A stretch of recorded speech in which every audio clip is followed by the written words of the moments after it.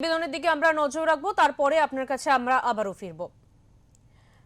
ইসরায়েলের প্রধানমন্ত্রী বেঞ্জামিন নেতানিয়াহুর মৃত্যুর গুজবকে সম্পূর্ণ ভিত্তিহীন বলে উড়িয়ে দিয়ে ইসরায়েলে নিযুক্ত মার্কিন রাষ্ট্রদূত মাইক হুকাবের সঙ্গে একটি ভিডিও প্রকাশ করেছেন। ভিডিওটিতে তিনি ব্যঙ্গাত্মক ভঙ্গিতে বলেন, আমি এখনো বেঁচে আছি, যার মাধ্যমে সরাসরি গুজবকে খণ্ডন করেন। এমনকি ছড়িয়ে পড়া এআই দিয়ে তৈরি ভিডিও সংক্রান্ত অভিযোগের জবাব দিতে তিনি নিজের হাতও দেখান, যাতে 5টি আঙ্গুল স্পষ্ট দেখা যায়। And asked me to come and make sure you were okay. Yes, Mike.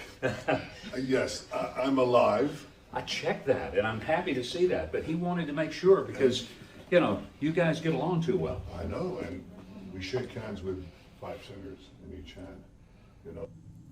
ইসরায়েলের প্রধানমন্ত্রীর মৃত্যু বিতর্কের সূত্রপাত হয় একটি ভাইরাল ভিডিওকে ঘিরে, যেখানে দাবি করা হয়েছিল নেতানিয়াহুর হাতে নাকি 6টি আঙুল দেখা গিয়েছে। সেই ভিডিওকে কেন্দ্র করেই জোরালো হয় এআই নির্মিত ডিফেক্ট তত্ত্ব।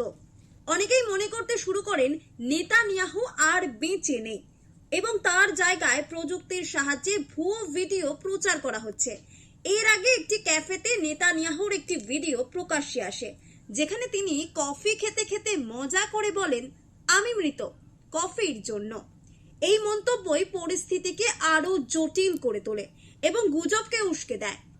সেই ভিডিওকেও এক্স এর চ্যাটবট গড় কৃত্রিম বুদ্ধিমত্তা দ্বারা নির্মিত বলে চিহ্নিত করেছিল। এমনকি কিছু দর্শকও বিভিন্ন টুল ব্যবহার করে জানায় ভিডিওর প্রায় 78% এআই দিয়ে বানানো।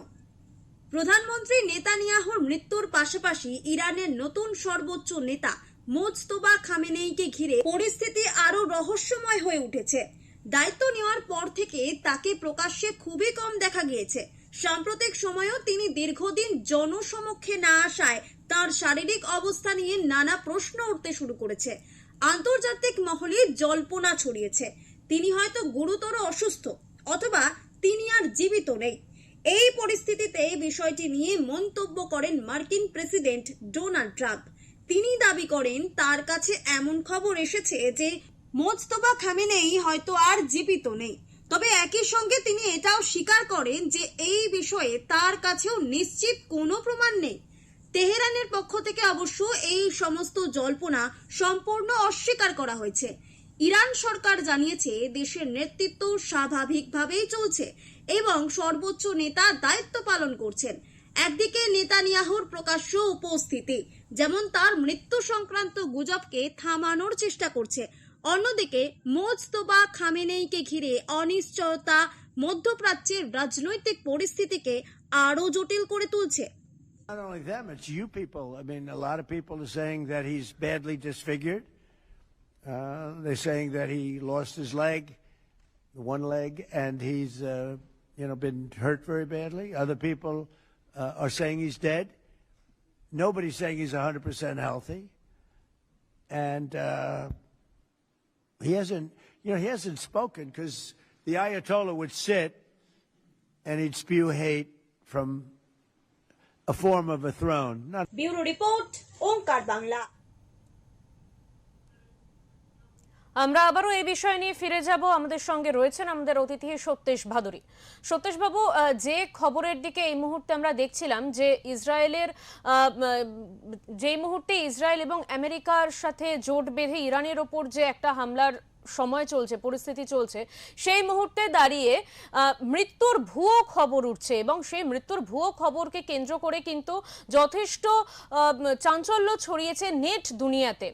ঠিক রাজনৈতিক কি কারণ হতে পারে এর পিছনে জানতে চাইবো আপনার কাছ থেকে। দেখুন, আমার মনে হয় এসব প্রোপাগান্ডা, কেননা কোন দেশের যারা লড়াইটা করছে তাদের মনোবল বাড়ানোর জন্য অনেক সময় অনেক ফলস প্রোপাগান্ডা হয়।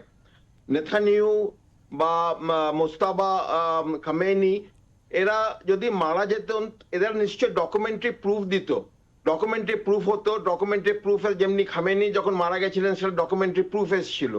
যখন কোনো ডকুমেন্টারি প্রুফ নেই, আমার মনে হয় এটাকে বিশ্বাস করা উচিত নয়।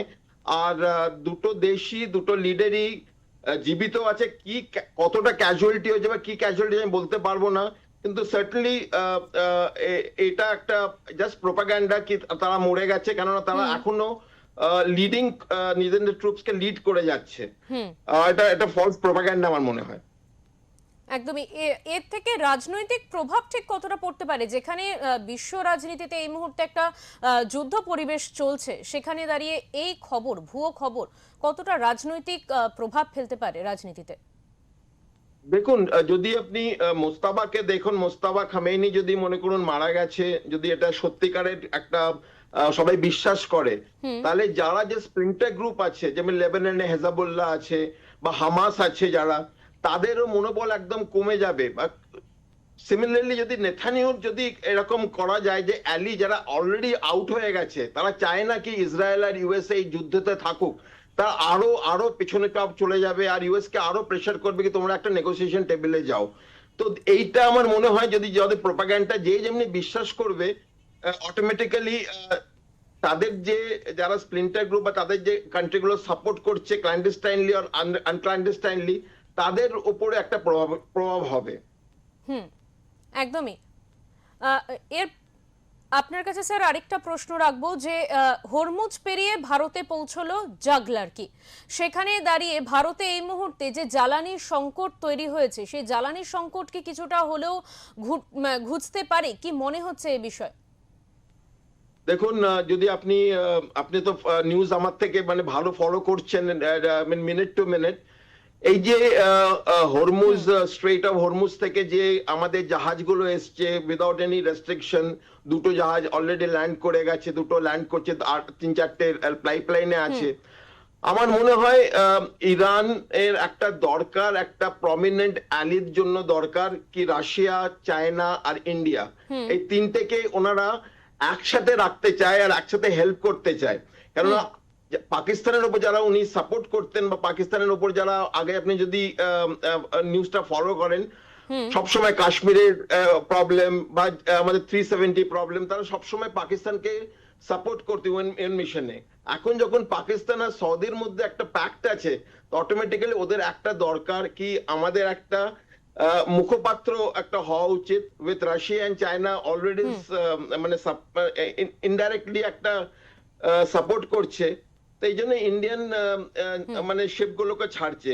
নিশ্চয়ই যখন ইন্ডিয়ান শিপগুলো আসবে, এই যে প্রবলেমগুলো আমাদের গ্যাসের প্রবলেম আছে, এখন আমি লাস্ট 2 দিন থেকে আমি দেখছি গ্যাসের প্রবলেমটা অনেকটা সুরাহ হয়ে গেছে। মানে আমি কালকে গ্যাস বুক করেছি, আজকে আমার গ্যাস এসে গেছে, এই জন্য আমি বলতে পারি এটা।